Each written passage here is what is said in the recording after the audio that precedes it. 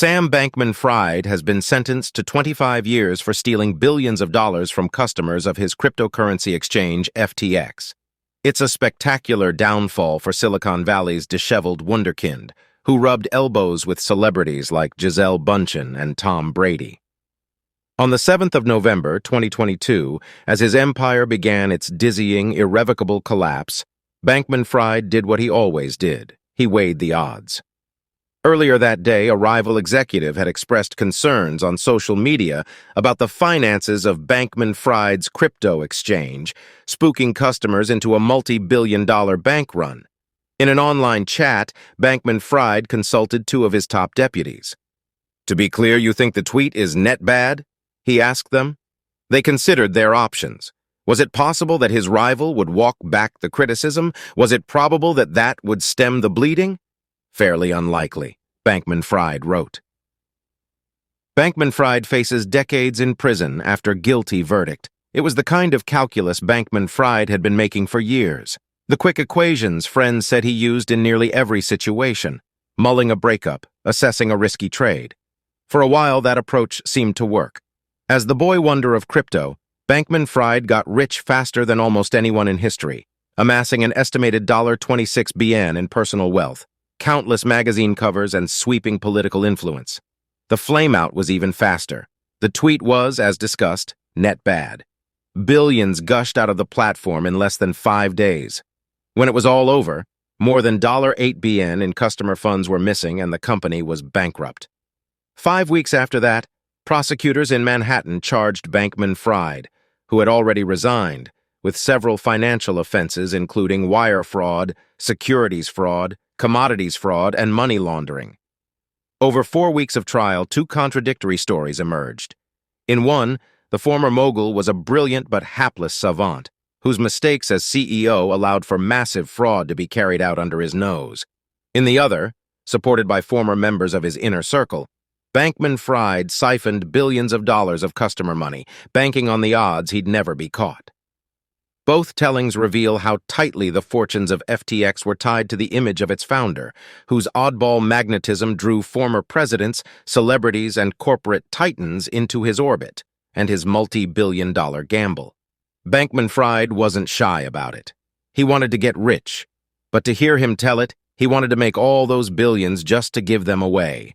An overachieving child born to two overachieving parents, Bankman-Fried and his younger brother were taught at an early age about utilitarianism, a doctrine holding that the most ethical choice is the one that does the most good for the most people. As a student at MIT, Bankman-Fried went to a talk by Will MacAskill, a 25-year-old doctoral student at Oxford and founder of effective altruism, a utilitarian-tinged philosophy that uses maths to figure out how individuals can maximize their philanthropic impact. To do the most good, Mr. MacAskill told him, Bankman-Fried could take his considerable intellect to lucrative Wall Street and donate most of his salary to important causes. Bankman-Fried was sold. In 2014, he took his degree straight to Jane Street, a high-frequency trading firm, and reportedly gave away about half of his income to worthy causes. 3 years later, Bankman-Fried found an industry that could make him even richer than typical trading: crypto. At the age of 25, he founded Alameda Research, a crypto investment firm, after noticing that prices of Bitcoin varied considerably in different countries. The arbitrage trading earned Alameda a reported $20M in just 3 weeks. In 2019, he founded FTX, then a Hong Kong-based crypto exchange for international investors. Like Elizabeth Holmes, another Silicon Valley billionaire whose star came crashing down, he was able to convince big-name investors to lend the company not only cash, but credibility.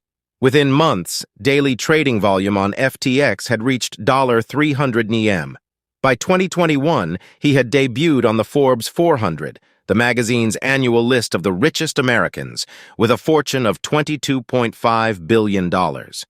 Some have attributed his remarkable success to an unusually high tolerance for risk, a willingness to chance devastating consequences for a big reward.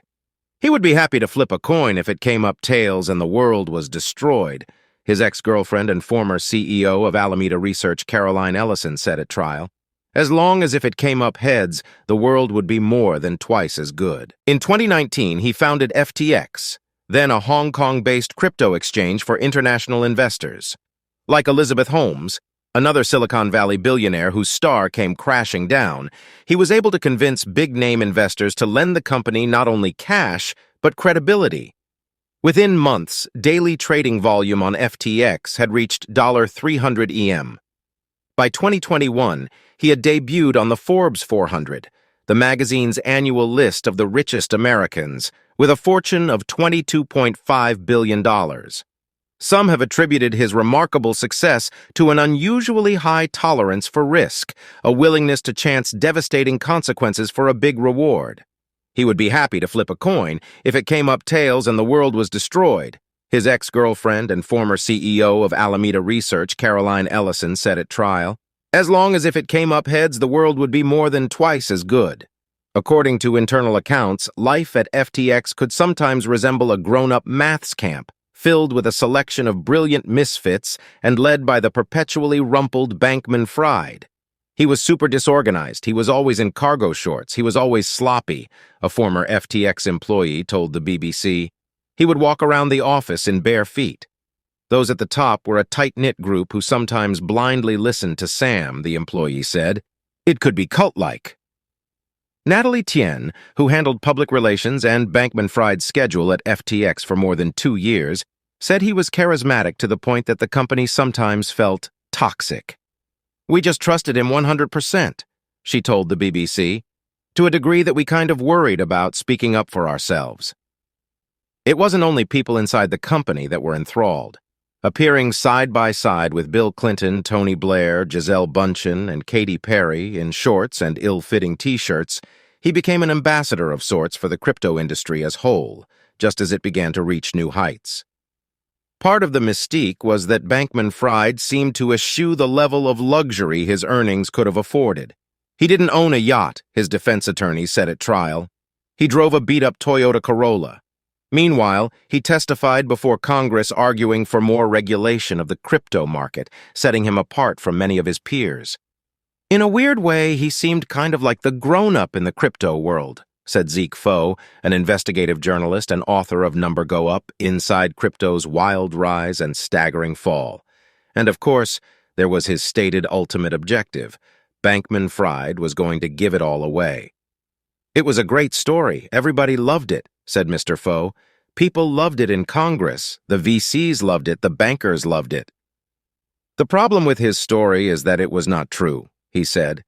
In September of 2022, the venture capital firm Sequoia Capital ran a breathless profile of Bankman-Fried in its magazine. At the time, FTX was valued at $32 BN. In the since-deleted piece entitled FTX's SBF has a savior complex and maybe you should too, author Adam Fisher described Bankman-Fried's efforts to maximize his wealth in order to maximize his impact on the world. It involved a risk, Fisher wrote, but the math couldn't be clearer. To do the most good for the world, he said, SBF needed to find a path on which he'd be a coin toss away from going totally bust. A month and a half later, industry news site CoinDesk published a bombshell report alleging that Alameda had over half its $15 BN portfolio in FTT, the crypto token printed by FTX. The disclosure raised questions about the actual value of Alameda's holdings and the apparent conflict of interest between Alameda and FTX, ostensibly independent companies.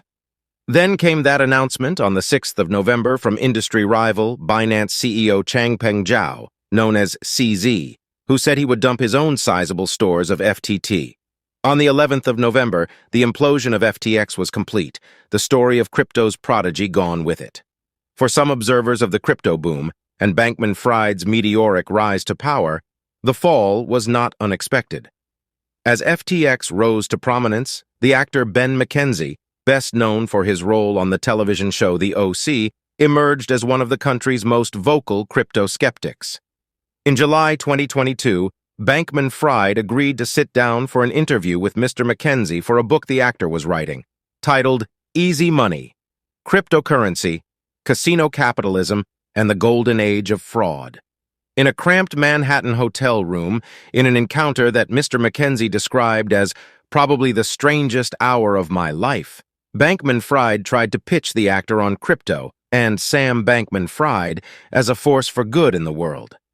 I think he marketed himself to me as a version of his public persona, which at the time was the California wunderkind, billionaire philanthropist, Mr. Mackenzie said. It was an image that even Mr. Mackenzie had bought into, to an extent, he said. Until they began talking, that is. He had trouble just giving me straight answers to basic questions, one of which was, "What does cryptocurrency do?" the actor said. Over 4 weeks of trial in Manhattan, Bankman-Fried's attorneys painted their client as a math nerd who was overwhelmed by his expanding empire. On the stand, now in a suit, with his hair cut short, Bankman-Fried directed some of the blame at Ms. Ellison, who had pleaded guilty to fraud for failing to hedge bets to better protect Alameda from a downturn in the market, as he had instructed her to do. The prosecution, in turn, painted Bankman-Fried as someone whose boundless aspiration went hand in hand with a hubris that led Bankman-Fried to play the odds with his company. The defendant was gambling with customer money, prosecutor Nicholas Roos argued. Bankman-Fried's courtroom downfall was aided by former members of his inner circle, including Ms. Ellison, who acted as chief executive of Alameda, as well as college roommates Adam Yedida and Gary Wang, and Nishad Singh, a childhood friend of Bankman-Fried's younger brother. They testified that while promising to safeguard customer funds and clean up the industry, Bankman-Fried was directing them to commit fraud, opening up a back door between Alameda and FTX so he could use FTX as a personal piggy bank. The money fueled his rise as he splashed out on property, billions in investments, and some $100 EM in political donations, not to mention helping to cover billions in debts owed by Alameda. His physical appearance, too, was contrived, Ms. Ellison testified, his messy hair and cheap car deemed better for his image because it made him look more authentic than a typical trader. But that down-to-earth image belied his intense ambition, she said. He thought there was a 5% chance he would become president someday, Ms. Ellison said at trial, of the United States. While many have watched the trial as a sort of comeuppance, former FTX employee Natalie Tien has looked to it for closure and is one of the few former employees to attend the trial regularly. On the one hand, it was a relief to realize that her own doubts and questions about some things, like extravagant spending on celebrity sponsorships, had been justified. The last time she communicated with her former boss, in December 2022, he had just been released on bail and sent her a music video of Eminem rapping "Without Me" to celebrate. But the 33-year-old also felt some parts of the story, especially around his schedule and his use of private jets, were being taken out of context. He did lie and he took the money, yes, but I don't think it's because he was greedy, she said, because I actually saw him every day wearing crappy old t-shirts with no shoes and driving a shitty car. It was not an act, she said. Bankman-Fried now faces up to 110 years in prison and an indelible reputation as one of the greatest fraudsters in U.S. history. Lawyers working on the bankruptcy case have said they have recovered more than $7 billion in missing money. I think it says more about us than it does about him, Mr. Mackenzie said. He got so far, I think, in many ways because of his lineage, because he is the son of Stanford professors, because he did go to MIT, because he worked on Wall Street. The myth of Sam Bankman-Fried grew in relation to the myth of crypto itself, right? Kindly like, subscribe, and share your thoughts in the comments section.